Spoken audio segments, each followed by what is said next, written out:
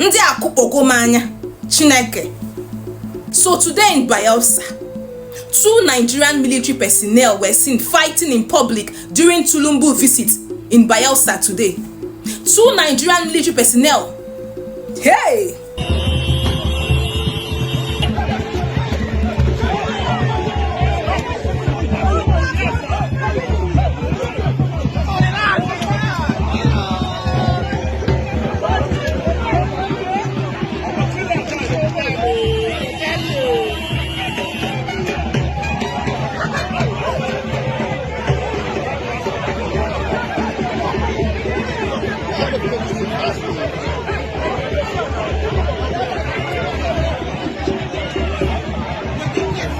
Since akpọrọ Maazị Nnamdi Kanu je kpọchie kọntrị enwetabeghị ezumike since ife nne nọ na kọntrị a nọ bịazie nọ ya sazie final onye merụgbago ibe merụgbapụo ife a ka a na-eme kenke nwụ na 2 military personnel pụta n'ilo na-anụ ọgụ.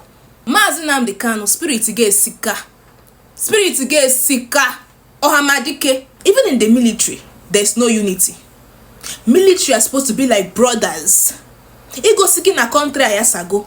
Even in the military there is no unity. Anyam ndị akụkpọgo m anya. Hey!